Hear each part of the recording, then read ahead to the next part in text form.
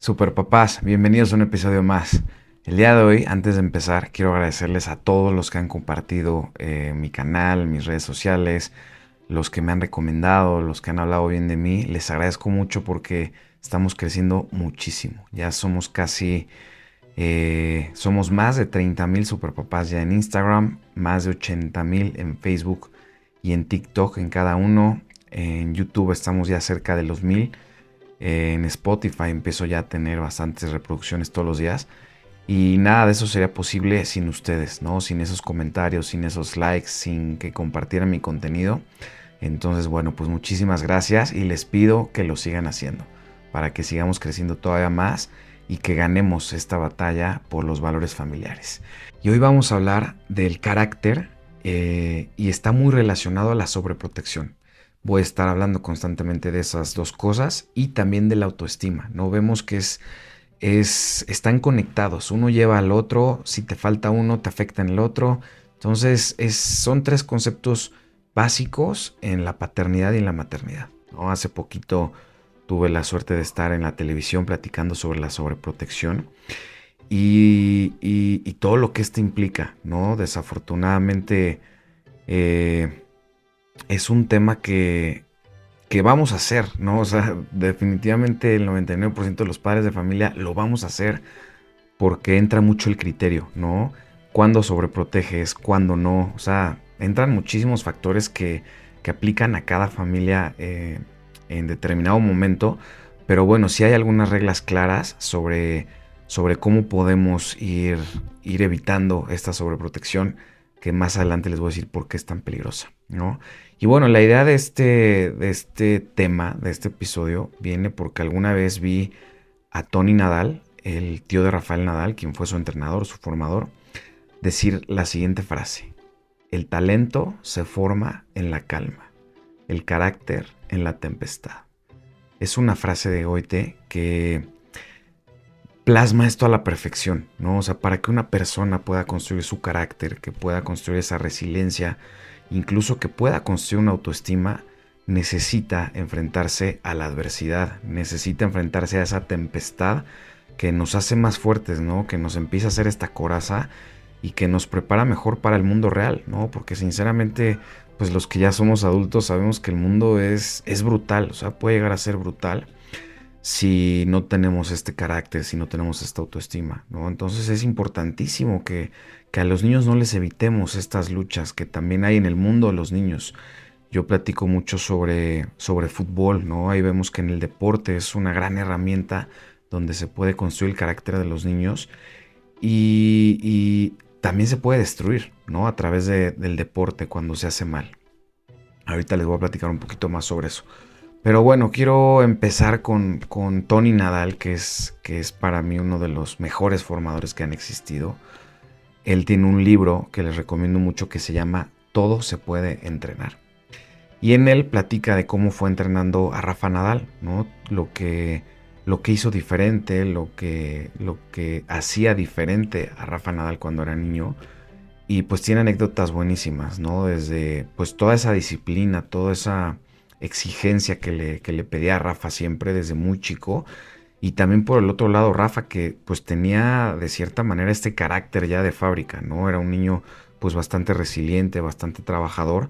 Y pues se conjugó con estas grandes enseñanzas del tío y pues terminó siendo Rafa Nadal el que todos conocemos. Y está padre porque también es una historia bonita de familia, ¿no? Él platica como al principio cuando lo entrenaba, pues era más chiquito Rafa y se ponía nervioso, entonces el tío le decía que tenía poderes mágicos y que él podía hacer que lloviera. Entonces siempre Rafa, aunque era muy seguro de sí mismo, como que tenía este orgullo que nunca quería recurrir a su tío y pedirle que hiciera llover para que se cancelara el partido. Pues hubo una vez que le iban dando, creo que una paliza, y Rafa como que voltea a ver al tío, como diciendo, ¿lo voy a usar o no lo voy a usar? Y casualmente empieza a llover, ¿no? Entonces, pues fue una súper coincidencia y al final del partido se acerca Rafa y le dice: Tony, estuve a punto de pedirte que hiciera llover, pero bueno, afortunadamente pude sacar el partido y ya no fue necesario. Después cuenta pues Rafa todo el mundo piensa que es zurdo, pero en realidad es derecho. Y no fue el tío el que lo obligó a jugar así, todo el mundo también piensa eso. Simplemente pues se fueron dando las condiciones, ¿no? Sentían que iba a ser un jugador muy difícil de enfrentar al tener pues esa combinación, ¿no? De tener la derecha para un buen revés y tenía un buen golpe pues el golpe normal, no sé cómo se llama, pero pues en lugar de darle con la derecha le daba con la izquierda y lo hacía más difícil, ¿no? O sea, sí hubo un estudio detrás de esa decisión. No un estudio quizás, pero una reflexión profunda a través de esa decisión. Y pues funcionó. Y aquí viene mucho el carácter, ¿no? La toma de decisiones. Imagínense que un jugador que tiene esa proyección para ser profesional tenga la fuerza para tomar una decisión de esa manera, ¿no? Tanto Rafa como el tío. Entonces ahí da una muestra de cómo se iba construyendo este carácter. Después hay otra anécdota buenísima cuando Rafa iba a enfrentar a Federer por primera vez. Y le dice Rafa a Tony, le dice, Tony, pues, ¿cómo ves las cosas, no? Pues, es un jugadorazo, pero pues bueno, ¿tú cómo ves?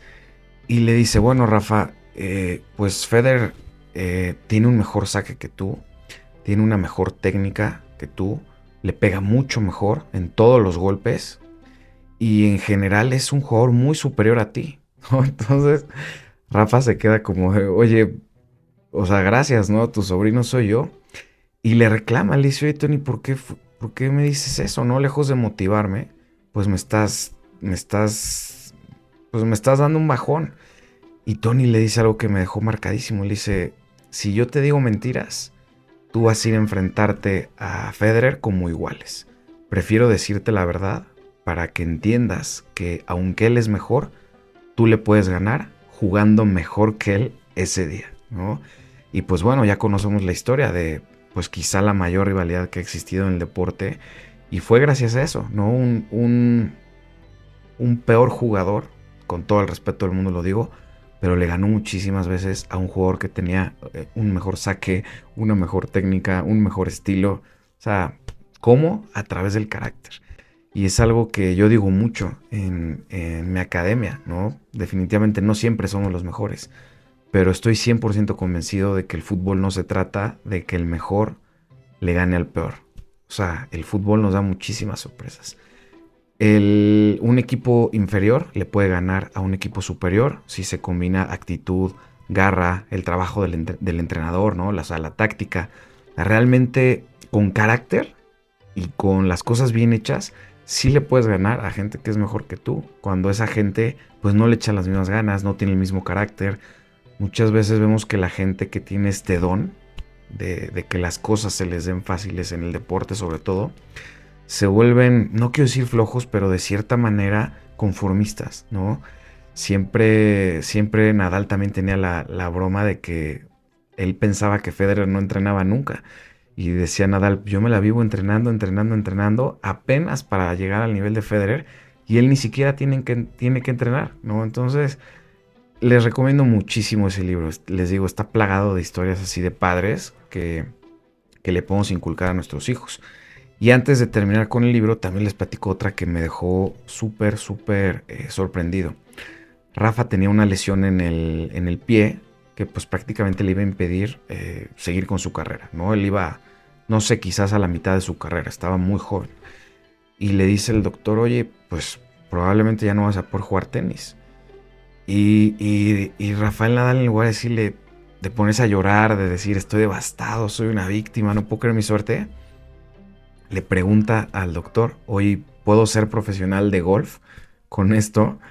Y pues, es algo increíble, ¿no? Lejos de ver lo malo, de ver esa devastación, ese dolor de pues ya no voy a poder cumplir mi sueño o ya no voy a poder seguir haciendo lo que amo, pues voy a buscar otro camino, ¿no? O sea, ¿para qué me detengo a llorar si puedo empezar a construir otro futuro, ¿no? Y creo que esa es una lección padrísima para todos, ¿no? Creo que de cierta manera somos una sociedad que a grandes rasgos estamos muy frustrados, ¿no? No todos tenemos el privilegio de hacer lo que nos gustaría, ¿no? Vemos muchas personas que están pues atrapadas en trabajos sin sentido o que no les gustan y cargan mucho con esa frustración, ¿no? Entonces, pues ver lo que hizo Nadal, ¿no? Decir, pues primero, si ya no se puede hacer esto, buscaré otra cosa, ¿no? Lo que hizo con lo de su mano izquierda, jugar con la mano izquierda en lugar de la derecha, haciendo el derecho. O sea, son muestras de carácter muy importantes que nos da Rafa Nadal, ¿no? Y la frase del inicio de el talento se forma en la calma y el carácter en la tempestad, le aplica perfecto a todas estas lecciones de Nadal que vienen en el libro. Y bueno, pasando ahora a nuestro tema como papás. Para mí, de los principales trabajos que tenemos como papás es ayudar a nuestros hijos a construir carácter, ¿no? El carácter es el ingrediente principal de la autoestima. Y el autoestima se convierte en esa barrera que impide a todas las cosas malas en este mundo llegar a nuestros hijos, ¿no? Si nosotros ayudamos y ayudamos a construir también esta barrera, pues va a ser muy difícil que las adicciones, que la pornografía, que el libertinaje, que la apatía, o sea, todas las cosas malas que hay en este mundo lleguen a ellos, ¿no? Si nosotros construimos un buen blindaje a través del carácter, créanme, nuestro trabajo como papás va a ser mucho más fácil. El tema es que el carácter solo se puede construir y también a su vez solo se puede destruir durante la infancia, ¿no? Vemos que de repente hay niños que nacen con mucho carácter, ¿no? Que así es su personalidad, vemos otros que no. Entonces, para los papás que tienen hijos con mucho carácter, es muy importante que los ayuden a moldearlo, a canalizarlo de una manera positiva, ¿no? Porque el carácter, pues también es como un león, ¿no? Si lo mantienes bien enjaulado, es valiosísimo, pero si se libera y se canaliza de una manera negativa, puede ser peligrosísimo. Y por el otro lado tenemos los niños que no tienen una personalidad con tanto carácter, ¿no? Y no pasa nada, se puede construir. Cuesta mucho trabajo, por supuesto, pero no es una misión imposible, ¿no? Entonces, independientemente de qué tipo de hijo te tocó a ti, es muy importante que pongas tu enfoque en el carácter, ya sea controlarlo o ayudarlo a construir. Y a mí, como saben, pues mi tema, mi especialidad es el deporte, ¿no? Y quiero platicarles qué papel juega el deporte en la construcción y y en el moldear ese carácter, ¿no? El deporte para mí es el mejor maestro de valores que existe para los niños, ¿no? Y dentro de todos esos valores que les enseña, también viene el carácter. No es un valor como tal, sino que también es algo que se les puede crear a los niños a través del deporte. El problema es que el deporte formativo, o sea, el deporte que se les enseña a los niños, pues lleva olvidado décadas, ¿no? No quiero decir siglos, pero quizás ya sean siglos. No se hace bien, ¿no? Como que siempre veo en las escuelas que lo último a lo que le invierten es a los deportes. Vemos que luego no tienen ni material los pobres profesores. Vemos que lugares que en teoría se especializan en enseñar el deporte de manera profesional no lo hacen de manera profesional. Entonces, pues crecimos muchos de nosotros.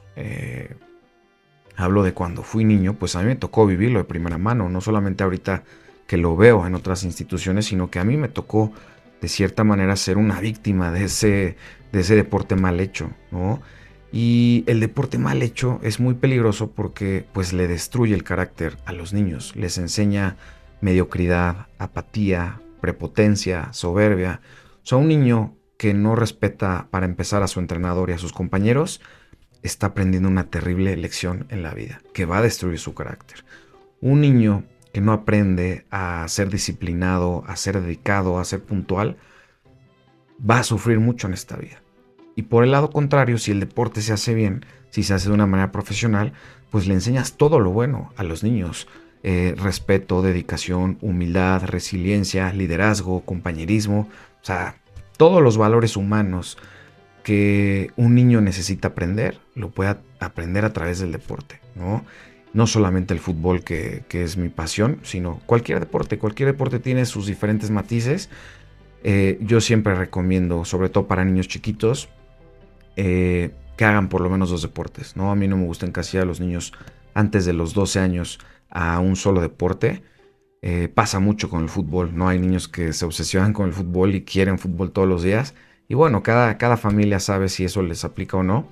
Pero a mí me gusta más un niño multidisciplinario, ¿no? Y he reflexionado mucho al respecto. Para mí lo mejor es combinar un deporte de equipo, ¿no? Fútbol, por supuesto, el mejor para mí, un arte marcial, ¿no? Y si hay espacio para otro deporte individual, a lo mejor tenis, pádel, golf, también es bienvenido, ¿no? Pero siempre creo que por lo menos hasta los 12 años, si solo se puede hacer un deporte, que sea uno de conjunto, porque las lecciones son muy valiosas, ¿no? El aprenderla en conjunto trae sus beneficios.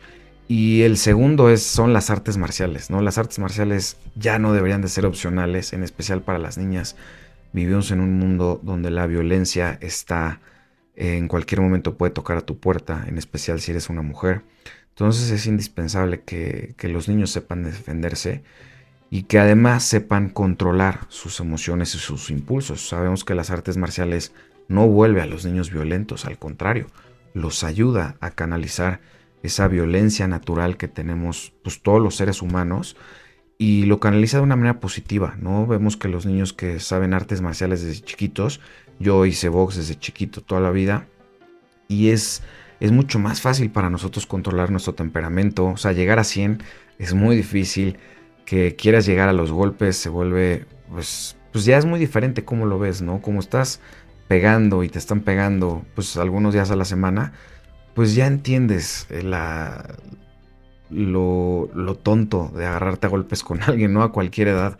Sé que a veces con los niños es imposible prevenirlo, pero bueno, definitivamente se vuelven niños mucho más sensatos y mucho menos agresivos, ¿no? Entonces, el deporte, ¿no? Que su enfoque esté siempre en el deporte, porque es un gran maestro de valores y un gran aliado en la construcción del carácter y la autoestima de nuestros hijos. No permitan que sus hijos hagan el deporte a medias, no vayan a lugares que no son profesionales, porque como les dije, les destruye el carácter, les enseña las lecciones equivocadas. Y recuerden, si un niño pierde su carácter o no logra construir su carácter, se convierte en un adolescente sin carácter. Y ese adolescente sin carácter puede sufrir muchísimo en este mundo. Y hoy en día incluso se habla muchísimo de trauma, ¿no? Y para mí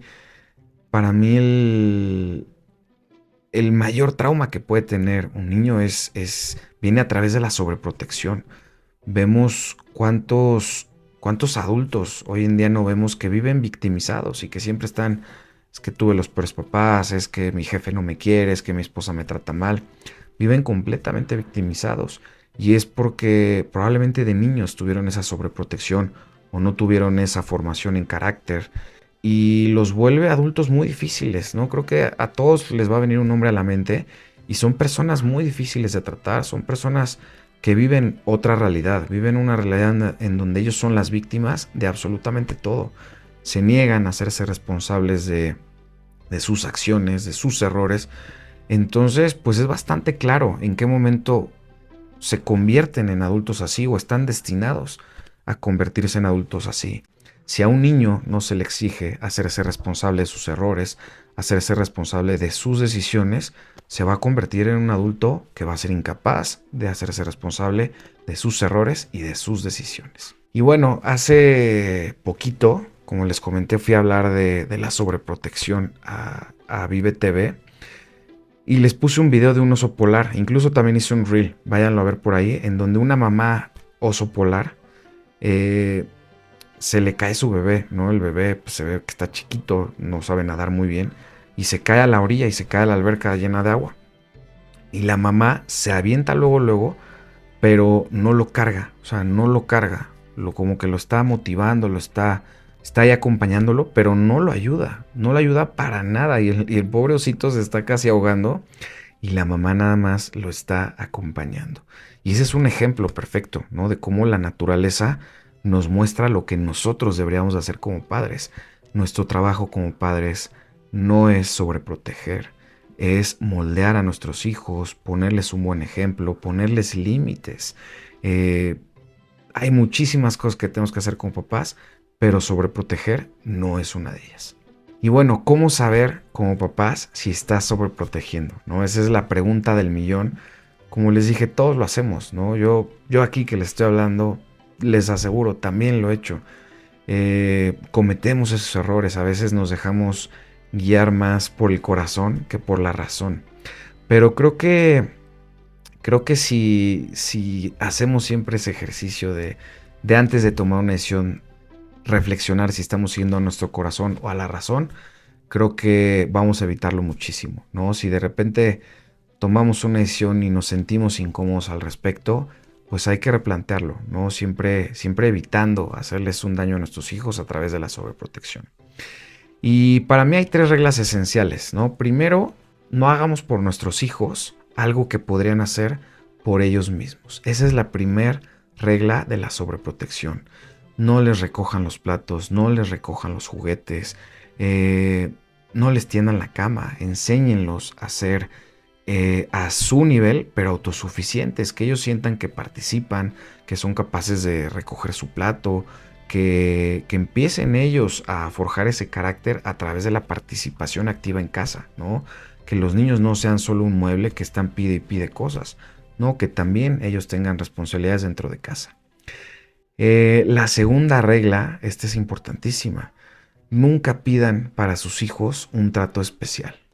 Por supuesto que van a haber excepciones, ¿no? Temas médicos, temas emocionales importantes que ya estén bajo atención psicológica. Por supuesto que hay que acercarnos a la escuela y hay que acercarnos a la academia deportiva para plantear la situación por la que está pasando nuestros hijos. Pero si no tienen eso, no pidan un trato especial. Sus hijos no son especiales, mucho menos para la Miss, mucho menos para el entrenador, mucho menos para el director. O sea, tenemos una generación de papás que les cuesta mucho trabajo entender que sus hijos solo son especiales para ellos, para nadie más. Un profesional de la educación no puede tener un trato especial con un niño. Estaría incumpliendo uno de los mayores deberes, que es tratar a todos sus alumnos por igual. Entonces, nunca pidan un trato especial. Sobre todo porque si lo ven sus hijos, si sus hijos empiezan a dar cuenta que la Miss no le llama la atención porque la mamá se pone súper loca, que no puede sacar al hijo del partido porque ahí va a estar el papá reclamando, sus hijos van a empezar a aprender las lecciones equivocadas. Confíen en mí, no lo hagan, manténganse al margen. Sé que muchas veces es difícil, ¿no? Estamos en el partido de fútbol y vemos nuestro hijo que no ha entrado y nos dan ganas de ir a acercarnos y decirle algo al entrenador o incluso mandarle un mensaje que es todavía peor. Pero lo entiendo, lo están haciendo desde el corazón. Sin embargo, recuerden, el corazón no siempre puede triunfar por encima de la razón. Permítanle a sus hijos esa frustración, esa adversidad, esa decepción, ¿no? Suena muy duro, pero los niños también tienen que sufrir, también tienen que llorar, también tienen que fracasar. Y esos son los mejores maestros de vida, ¿no? Eso los prepara para el mundo real, el mundo que nosotros como adultos sabemos que les está esperando. Y si los sobreprotegemos, pues imposible que ellos aprendan esas lecciones. Van a llegar a los 35 años y van a seguir esperando la sobreprotección de sus papás. Tercero, para mí también viene ligada al tema educativo y deportivo, pero es no desafiar la autoridad de los formadores y de los educadores, ¿no? Si la Miss decidió castigar al hijo, hay que respetarlo. Si el entrenador decidió no convocar a la niña o al niño al partido, hay que respetarlo, ¿no? Si de repente ya vemos que, que la escuela o la academia deportiva pues ya es muy inconsistente o ya vemos que nuestros hijos no tienen un futuro ahí, pues se vale cambiar a otro lado y buscar nuevas oportunidades, pero lo que no se vale es estar desafiando constantemente la autoridad, ¿no? Hay que respetar. Somos nosotros los que nos tenemos que adaptar a las instituciones y no las instituciones a nosotros. Creo que mucho del caos que vemos en estos últimos años y en especial con esta generación de papás viene de ahí, ¿no? Viene de la sobreprotección. Tenemos una generación de papás que están acostumbrados a esa sobreprotección y esperan lo mismo de las escuelas. Quieren imponer sus condiciones, quieren marcar las reglas, quieren poner los lineamientos y que las instituciones se adapten a ellos. Y es algo que es insostenible, ¿no? Porque son tantos papás, tantas familias, tantos criterios tan diferentes que una institución que se dedica a darle gusto a todo mundo es insostenible, ¿no? Y se los digo por experiencia. Hay que formar a los niños con muchos valores, hay que ser muy profesionales, hay que contratar a las mejores personas, pero nunca podemos jugar al juego de darle gusto a todos los papás. Y como papás debemos de dejar de esperar que las instituciones lo hagan. Entonces, superpapás, recuerden, nuestra principal tarea en la infancia es la construcción del carácter. ¿Qué impide que los niños formen su carácter? La sobreprotección. La sobreprotección es uno de los mayores peligros a los que se pueden enfrentar nuestros hijos, porque les vamos a ahorrar muchas batallas en su infancia, pero en cuanto lleguen a la adolescencia, a la juventud y a la adultez, de verdad que van a sufrir muchísimo, ¿no? Incluso mi querido amigo, el doctor Romanovsky, que estuvo hace poquito en el podcast, me dijo: la sobreprotección es un modo de violencia. Imagínense qué fuerte, ¿no? Entonces, llévense eso de tarea. Este fin de semana trabajen en esto con sus hijos. No les hagan la tarea, no les recojan su cuarto, no les recojan los platos, involúcrenlos, ayúdenlos a que empiecen a formar ese carácter. No se metan con sus entrenadores, no se metan con sus mises. Siempre creo que tenemos que ser un frente unido, padres de familia y formadores y educadores, a favor de los niños, ¿no? En el momento en que nosotros nos empezamos a pelear, los niños se van a llevar las lecciones equivocadas y los que más van a sufrir son ellos. Así que bueno, superpapás, a construir el carácter de nuestros hijos y a evitar a toda costa la sobreprotección. Cuídense mucho.